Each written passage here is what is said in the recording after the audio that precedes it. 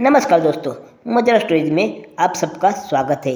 आज हम सुनने वाले हैं नई स्टोरी माँ का श्राद्ध। बचपन से हम सुनते आते हैं कि माँ बाप के चरणों में स्वर्ग होता है।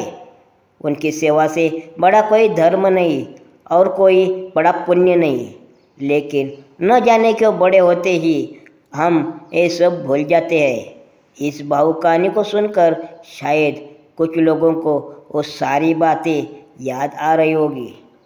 दीदी, याद तो है ना, कल माँ का श्राद्ध है। हमने बड़ी पूजा रखी है उनकी आत्मा की शांति के लिए, इसलिए आपको सपरिवार के साथ आना ही है। रूही अपनी ननंद कोमल को फोन पर कहती है।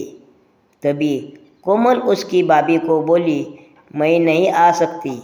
आपको तो पता ही है कि उनको छुट्टी नहीं मिलेगी। अरे दीदी, ऐसे कैसे? माँ की जमाई और बेटी उनके श्राद्ध में नहीं आएगी तो उनको शांति कैसे मिलेगी? इसलिए आपको आना ही पड़ेगा, बाकी मुझे कुछ नहीं पता। इतना बोलकर रोही ने फ़ोन रख दिया। इधर कोमल पुरानी यादों में खो गई। जब उसके पापा की मृत्यु हो गई तभी कोमल अपने मायके गई हुई थी। कोमल को माँ बोली, बेटा तुम्हारे पापा मुझे छोड़कर अकेले ही चले गए। पता नहीं अब किसके आधार पर छोड़कर गए। माँ कोमल के गले लगकर रो रही थी। तब कोमल बोली, यह सब लोग है ना, भैया भाभी और बच्चे, तो चिंता क्यों करती हो? कोमल कई दिनों तक अपनी माँ के पास रहकर आई थी, लेकिन हमेशा ज़्यादातर फ़ोन पर बोलना होता था। कभी कॉल पर तो कभी वीडियो कॉल पर बोलना होता था। बेटा क्या बनाया तूने? एक दिन माँ ने वीडियो कॉल पर पूछा। माँ, आलू की सब्जी और रोटी बनाई है, कोमल ने जवाब दिया। माँ बोली, अरे वाह। सब्जी का नाम सुनते ही माँ की आंखों में एक अलग ही चमक देखने को मिली कोमल को। तभी कोमल माँ को बोली, माँ तुम्हें खाना का मन हो रहा होगा तो भाभी को बोलो ना, कर देगी। कोमल हंसते हुए माँ से बोली। तभी माँ बोली, नहीं नहीं, अब इस उम्र में आलू कहाँ पचते हैं। मैं तो ऐसे ही बोल रही थी।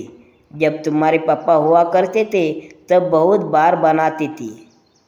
भाभी का नाम तो लेते ही जैसे माँ की आंखों की चमक गायब सी हो गई। माँ ने कॉल रख दिया।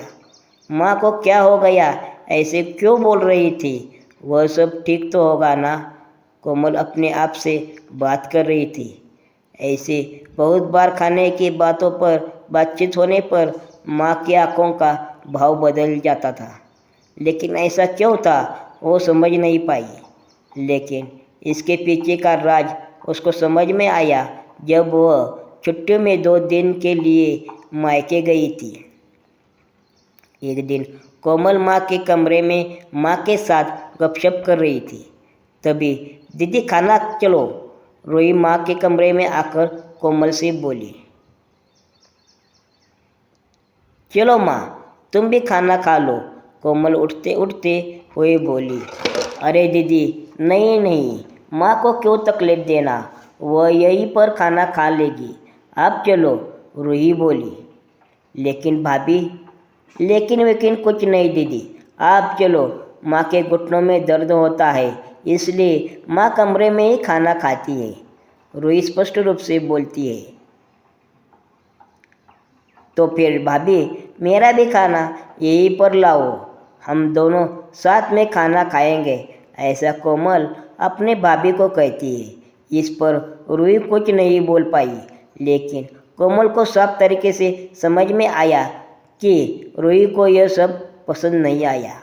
वह चुपचाप वहाँ से निकल गई और थाली में पूरी सब्जी, रायता, अचार लेकर आई और माँ के लिए खिचड़ी। माँ, यह क्या है? तुम यह सब नहीं खाने वाली हो क्या? कोमल माँ को बोली। उतने में रूही बोली, अरे दीदी, माँ को यह सब हजम होता नहीं है, इसलिए मैं उनको खिचड़ी और दाल देती हूँ। इतना बोलकर रूही वहाँ से निकल गई। माँ ने अपनी प्लेट उठाकर माँ का ध्यान कोमल की प्लेट पर ही था। यह देख कोमल सुन्न सी पड़ गई। उसने माँ के मुंह में एक पूरी का नेवाला डाला, लेकिन माँ ने मना कर दिया। तब कोमल ने अपनी माँ के आंखों में वही भाव देखा था जो वीडियो कॉल पर देखा था। पता नहीं भाभी का डर था या लड़की के निवाले का मोह था। तभी कोमल ने पूरा खाना माँ को खिलाया और खुद खिचड़ी खाने लगी। 2 दिन कोमल वहीं पर थी और कोमल माँ को उसकी प्लेट का खाना खिलाती और खुद खिचड़ी खाती। ऐसे 2 दिनों तक चला। माँ के बहुत मना करने के बाद भी कोमल मात्र जिद में माँ को खाना खिलाती थी। वह बोली, भैया मैं कुछ दिनों के लिए माँ को अपने घर ले जाती हूँ। घर जाने से पहले कोमल ने अपने भाई तन्मय को पूछा।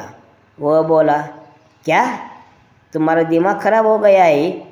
लोग क्या कहेंगे? बेटा माँ को तकलीफ देता होगा, इसलिए माँ अपनी बेटी के घर रहती है। तन्मय गुस्से में बोला, अरे बाबा सही तो बोल रहा है वो। माँ बेटी के घर जाती है क्या भला?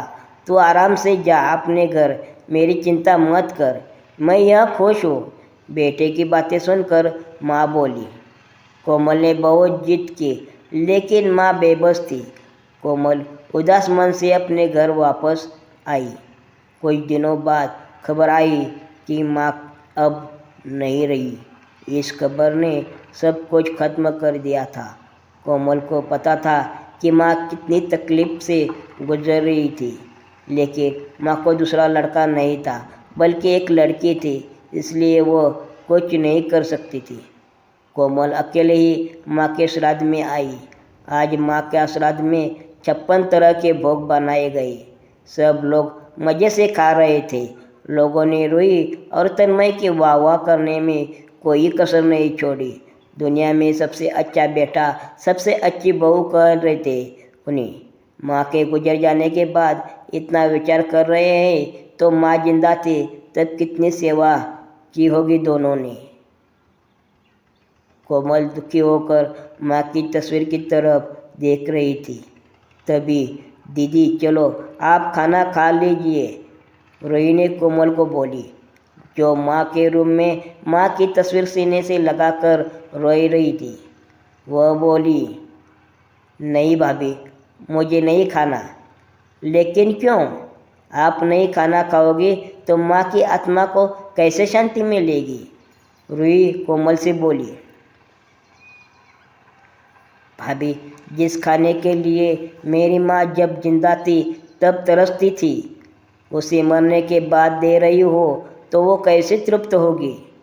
सोच कर देखो, एक बार आज आपने पकवानों का ढेर लगाया है। माँ जिंदा थे तब आपने उनकी मनपसंद खाने के 2 निवाले खिलाए होते तो माँ वैसे भी तृप्त हो चुकी थी। वही माँ का असल में श्राद्ध कहलाता। यह जो भी हो रहा है वो सिर्फ एक दिखावा है।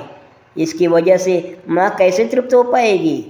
और जो घर से मेरी माँ अतृप्त होकर चली गई, वह घर में मैं कैसे खाना खा सकती हूँ?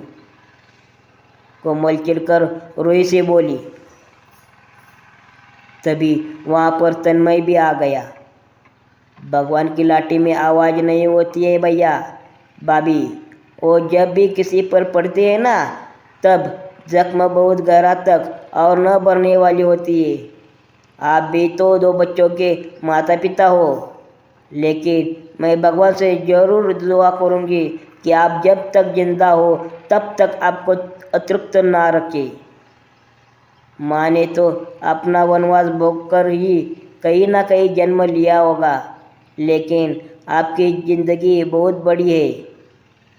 कोमल यह सब बोलकर माँ की तस्वीर लेकर चली गई।